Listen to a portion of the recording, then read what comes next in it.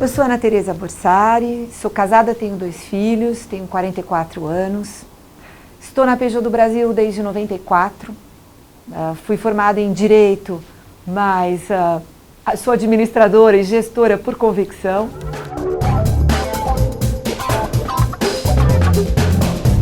Então eu fiz Direito no Largo São Francisco, é uma experiência muito interessante e tinha por princípio que eu gostaria que a minha vida profissional, que durante a minha vida profissional eu pudesse criar coisas, construir coisas, fazer o bem para as pessoas.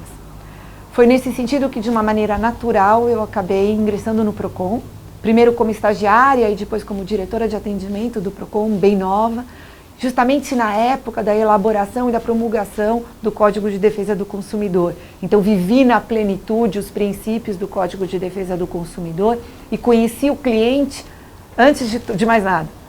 Tive acesso ao cliente antes de mais nada e daí vem a minha visão cliente até hoje. Estava muito feliz no Procon, como diretora de atendimento do Procon, quando eu recebi uma ligação que eu não sei até hoje como eu recebi essa ligação, de um headhunter que procurava uma pessoa para ingressar numa empresa que estava abrindo no Brasil, na área de atendimento ao consumidor. E aquilo para mim era uma heresia, eu não vou sair do Procon para ir trabalhar numa empresa. E esse headhunter insistiu para que eu fosse para essa entrevista e conhecesse a pessoa, porque essa pessoa era o dono mundial da empresa, herdeiro da família, né, dessa empresa, que estava abrindo a filial dessa empresa no Brasil. E essa pessoa é Thierry Peugeot. E eu fui para essa entrevista e em meia hora eu saí de lá, apaixonada pela marca e apaixonada pelo projeto que o Thierry tinha para o Brasil. Ele tinha um projeto de empresa, não um projeto de exploração do mercado brasileiro, mas um projeto de empresa. E ele via na pessoa que iria montar o departamento de atendimento ao cliente, a figura-chave da empresa, e por isso que ele estava buscando essa pessoa em primeiro lugar. E foi nesse sentido que eu ingressei em minha carreira profissional na Peugeot. Eu ingressei na Peugeot do Brasil em 94 para montar o departamento de atendimento a clientes da Peugeot. Iniciei atendendo os clientes e montando o departamento. De maneira natural, eu passei a cuidar da rede e da qualidade de serviços prestados na rede, porque tratando os problemas de cliente, a gente via que precisava tratar da qualidade de serviços prestados na rede. Em seguida, eu fui dirigir a área do desenvolvimento de rede, então nomeando novos concessionários na época que antecedia a instalação da fábrica no Brasil, então preparando a rede de concessionários para a instalação da fábrica no Brasil. Então eu tive acesso ao cliente, o conhecimento do cliente, depois eu fui conhecer a rede e os empresários automotivos, então no desenvolvimento de rede, a parte de modelo de negócios do automóvel no Brasil, e em seguida eu fui ser diretora de marketing e cuidar da montagem da marca e da imagem da marca no Brasil, completando esse ciclo no Brasil antes de ir para a Europa e fazer a minha experiência internacional. Deixei o Brasil como diretora de marketing, fiquei diretora de marketing aqui até 2009, quando fui para a França, para a sede da Peugeot, para assumir a direção da Europa do Sul, coordenar os países da Europa do Sul em plena crise da Europa.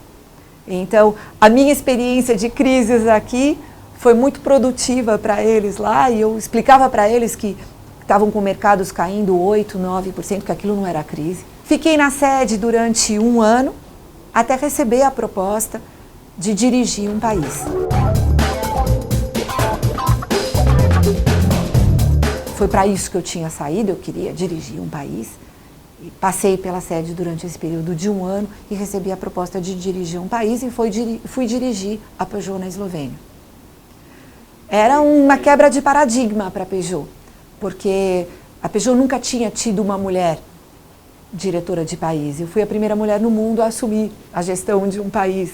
Então, mostrava que a Peugeot estava se abrindo para perfis diferentes e que estavam apostando em perfis femininos e internacionais na gestão dos países na Europa.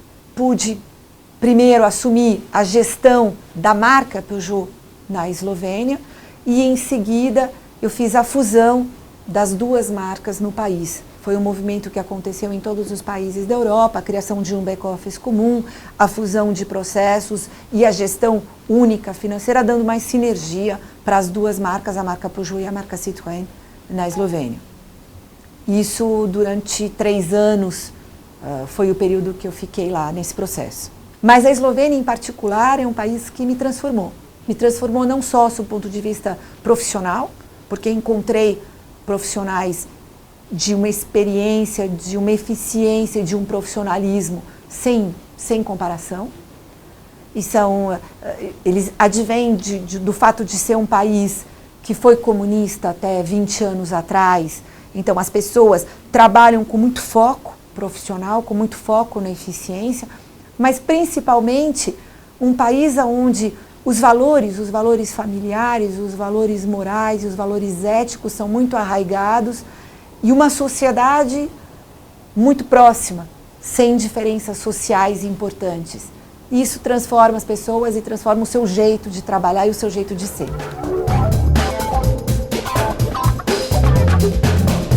Terminando esse ciclo de fusão das duas marcas na Eslovênia, que foi muito interessante, produtivo e eficaz, eu recebi a proposta de dirigir uma região na França. Também era uma quebra de paradigma, nunca uma mulher tinha dirigido uma região na França. A França é muito ortodoxa e é a sede da Peugeot, então, onde a Peugeot tem quase 20% de participação de mercado, tem a melhor imagem de marca no país, então os objetivos são muito profundos e os canais são trabalhados com muita produtividade, com muita eficiência. Então, foi muito interessante pilotar a região sudoeste da França durante esse período.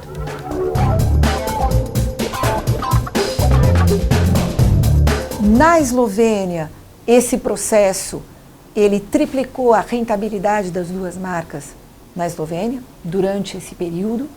Então, é um processo que demonstrou uma eficiência muito grande de sinergia de custos fixos e de otimização de processos, com ganho de participação de mercado de ambas as marcas. Na França, quando eu cheguei na França, foi uma quebra de paradigma muito grande, porque os franceses trabalhavam da mesma forma há mais de 20 anos.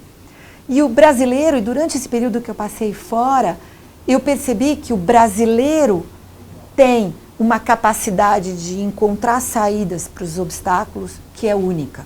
Porque nós temos essa criatividade, essa flexibilidade intelectual que outros países que não passam por crise, que não viveram dificuldades, não têm.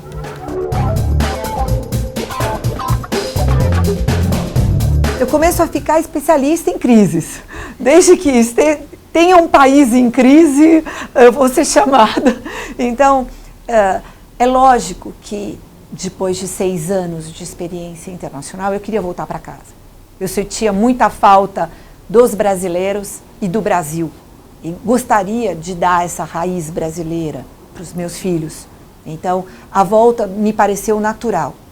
Gerir a empresa que eu vi nascer, que eu chamo de meu bebê, é uma oportunidade muito grande. E o fato de estarmos em momentos de crise, eu acredito que seja também uma oportunidade profissional interessante. Porque quando um gestor consegue dar a volta por cima e reconstruir uma imagem e um resultado num momento de crise, é aí que ele mostra o seu valor agregado. E além disso, a minha volta ao Brasil, eu fui a primeira brasileira e a primeira mulher a assumir esse posto no Brasil. Então, estou acostumando a ser pioneira dentro das funções nesse setor. Eu cheguei no Brasil, assumi 1º de outubro, as funções aqui no Brasil. Encontrei um Brasil e os brasileiros em profunda depressão pós-euforia.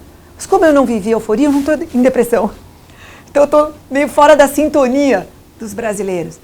E eu acho que essa primeira fase, o meu papel é de fazer reacender essa qualidade que o brasileiro tem de batalhador, de buscar soluções, de ser flexível intelectualmente de entender que, apesar do momento difícil, sempre tem uma oportunidade por trás e em qualquer que seja o momento, a gente sempre tem uma oportunidade para ir buscar.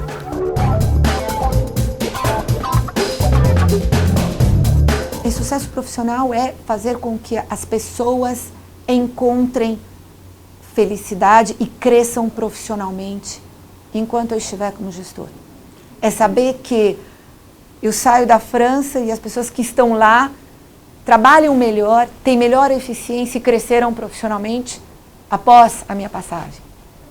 E isso eu sinto, e é isso que me deixa feliz. Muito mais até do que o resultado em si. O resultado em si é fruto disso. Mas o que é mais importante é sair e perceber que você deixou um legado.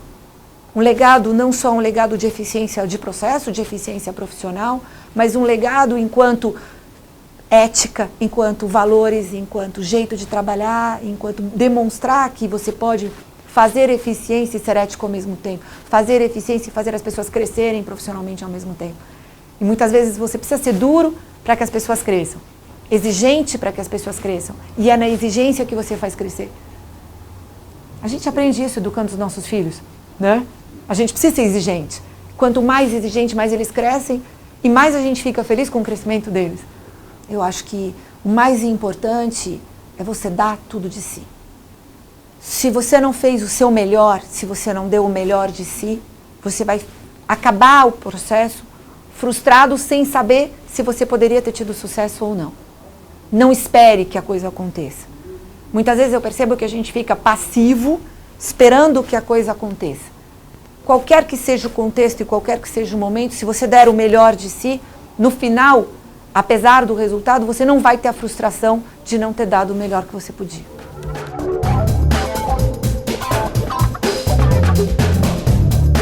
O brasileiro não pode perder sua essência de brasileiro. Sua essência de brasileiro, que é a criatividade, que é a alegria de viver, que é a alegria de trabalhar, que é pensar positivo, que é descobrir dentro de um contexto difícil aonde está a minha oportunidade, aonde eu posso agregar valor, o que eu posso fazer dentro desse contexto. Isso a gente não pode deixar apagar. É isso que a gente tem que manter aceso, que nos faz diferente e melhor do que os outros. Eu tenho orgulho de ser brasileira, muito orgulho de ser brasileira.